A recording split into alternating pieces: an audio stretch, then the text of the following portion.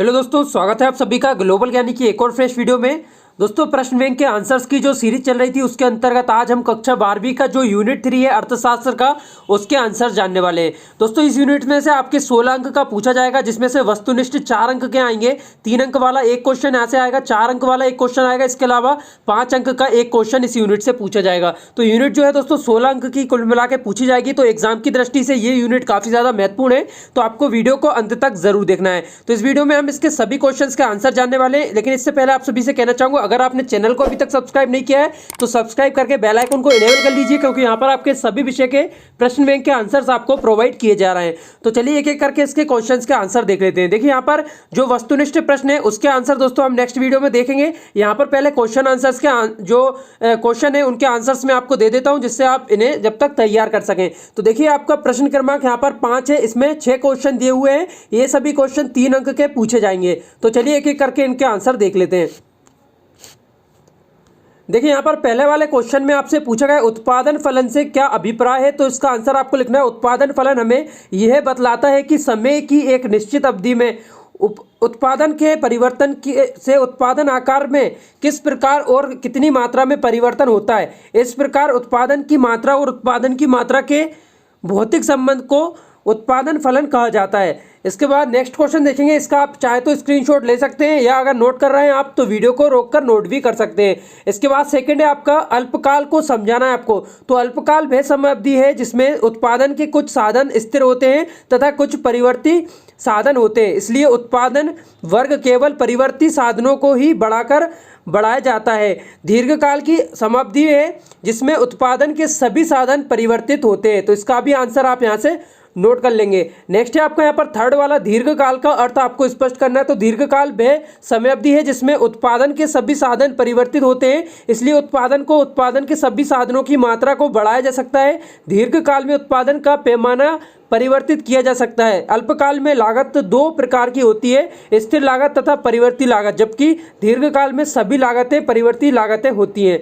इसके बाद नेक्स्ट है आपका यहाँ पर चौथा वाला। तो इसमें आपसे पूछा गया पैमाने के प्रतिफल किसे कहते हैं। तो इसका आंसर भी यहाँ पर लिखा हुआ है। तो आपको लिखना है, पैमाने के प्रतिफल उत्पादन फलन की दीर्घकालीन प्रवृत्ति को सूचित करते हैं। दीर्घकाल में कोई उत्पत्ति का साधन स्थिर नहीं रहता, सभी उत्पत्ति के साधन परिवर्तनशील हो जाते हैं तथा उन्हें आवश्यकता अनुसार परिवर्तित भी किया जा सकता है। इसके बाद है, सभी उत्पत्ति साधनों के परिवर्तनशील होने के कारण उत्पादन का पैमाना परिवर्तित किया जा सकता है। उत्पादन तकनीक में सुधार, श्रम विभाजन, विशिष्टकरण आदि उत्पादन में आंतरिक एवं बाह्य बचतें प्राप्त होती हैं। तो इसका भी आंसर आप यहाँ से नोट कर लेंगे। नेक्स्ट है यहाँ पर आपका फिफ्थ वाला। तो इसमें पूछा गया है कुल उत्पादन एवं सीमांत उत्पादन का आपको अर्थ बताना है। तो देखिए, पहले यहाँ पर हेडिंग डाली हुई है कुल उत्पादन, इसके बाद सीमांत उत्पादन। तो आपको पहले ऊपर वाले का स्क्रीनशॉट यहाँ से ले लेना है, इसके बाद जो यहाँ पर नीचे लिखा हुआ है इसका भी आपको यहाँ से स्क्रीनशॉट ले लेना है। अगर एक बार में यहाँ पर स्क्रीनशॉट आप लेना चाहते हैं तो अभी आप ले सकते हैं। यहाँ पर इसका पूरा आंसर जो है वो आपके सामने है। इसके बाद नेक्स्ट आपका क्वेश्चन देखेंगे। यहाँ पर प्रश्न क्रमांक जो है आपका 6 वाला। तो यहाँ पर कुल लागत से अभिप्राय पूछा गया है, क्या अभिप्राय है। तो कुल लागत उत्पादक द्वारा उत्पादन की किसी निश्चित मात्रा को उत्पन्न करने पर जो कुल व्यय आता है उसे कुल लागत कहा जाता है। इसमें सामान्यतः 2 प्रकार की लागत सम्मिलित है, एक है आपकी निश्चित लागत है, दूसरा है आपका परिवर्तनशील लागत है। तो इसका आंसर भी आप यहाँ से नोट कर लेंगे। इसके बाद दोस्तों आपके हम नेक्स्ट क्वेश्चन देखेंगे। तो यहाँ पर आपके दीर्घ उत्तरीय वाले प्रश्न चालू हो रहे हैं। तो अगर आपने वीडियो को अभी तक लाइक नहीं किया तो लाइक कर दीजिए और शेयर कर दीजिए। साथ ही साथ चैनल को आपको सब्सक्राइब करके रखना है। अगर आपको सारे सब्जेक्ट के प्रश्न के आंसर चाहिए तो आपको चैनल को सब्सक्राइब करना है और वीडियो को अधिक से अधिक लाइक और शेयर करना है। यहाँ पर देखिए, आपका जो पहला वाला क्वेश्चन है दीर्घ उत्तरीय प्रश्न का। तो यहाँ पर कुल उत्पादन, सीमांत उत्पादन तथा औसत उत्पादन में आपको संबंध बताना है। तो देखिए, यहाँ पर जो आंसर है वो आपके सामने मैं यहाँ पर धीरे धीरे ऊपर स्लाइड कर रहा हूँ। आपको जहाँ जरूरत लगती है आप रोक के वीडियो में उसे नोट कर सकते हैं, या स्क्रीनशॉट अगर आप ले रहे हैं तो स्क्रीनशॉट भी यहाँ से आप ले सकते हैं। तो देखिए, कुल उत्पादन, सीमांत उत्पादन तथा औसत उत्पादन में संबंध, तो काफ़ी बड़ा इसका आंसर है। तो पहले आप दोस्तों आधे का यहाँ से स्क्रीनशॉट ले लेंगे।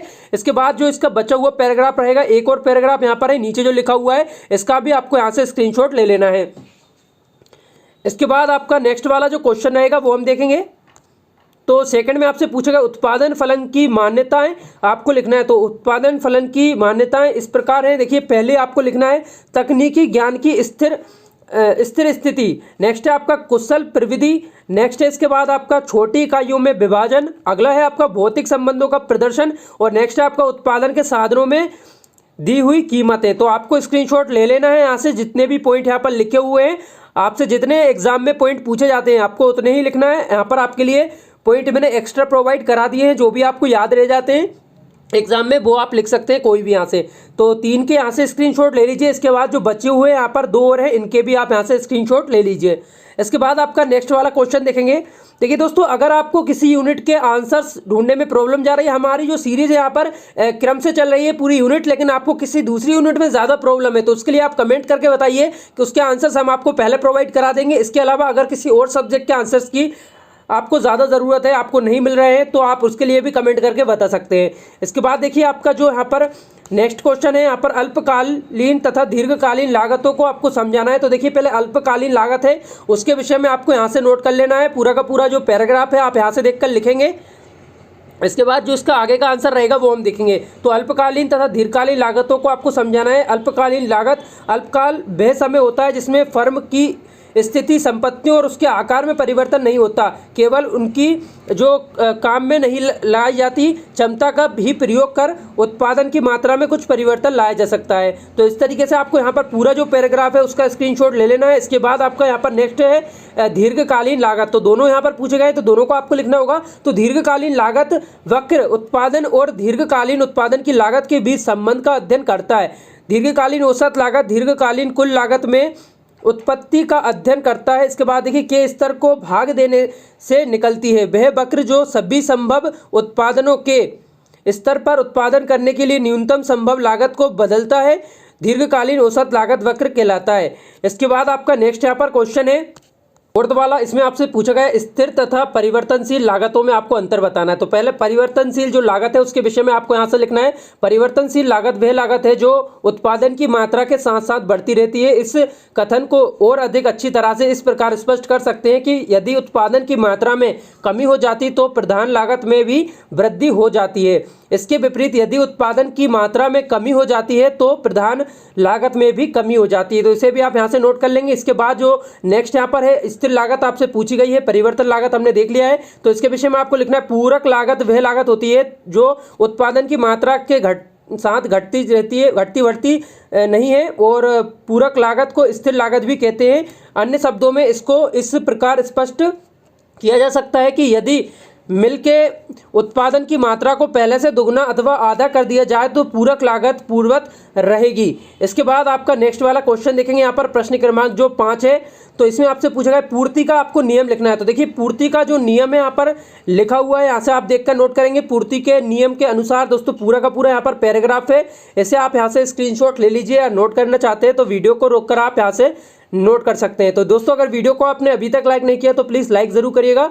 यहाँ पर देखिए आपके जो क्वेश्चन थे दोस्तों वो हो चुके हैं। इसके बाद आपके दीर्घ उत्तरीय वाले क्वेश्चन बचे हैं जो कि 5 अंक वाले हैं। तो इनके आंसर्स दोस्तों नेक्स्ट वीडियो में जानेंगे। इसके साथ ही आपके जो वस्तुनिष्ठ यहाँ पर प्रश्न बचे हैं उनके आंसर्स भी जानने वाले हैं। तो दोस्तों वीडियो जो है आने वाली नेक्स्ट आपके लिए बहुत ही इंपॉर्टेंट होने वाली है, क्योंकि इस यूनिट से आपसे 16 अंक का पूछा जाएगा। तो आपको वीडियो को दोस्तों लाइक ज़रूर कर देना है, साथ ही साथ चैनल को सब्सक्राइब करके रखना है। आपको नेक्स्ट वीडियो जल्द से जल्द प्रोवाइड करा दी जाएगी। अगर आपको ये वीडियो अच्छी लगी है तो इसे लाइक शेयर और चैनल को सब्सक्राइब जरूर करिएगा। वीडियो देखने के लिए आप सभी का बहुत बहुत धन्यवाद।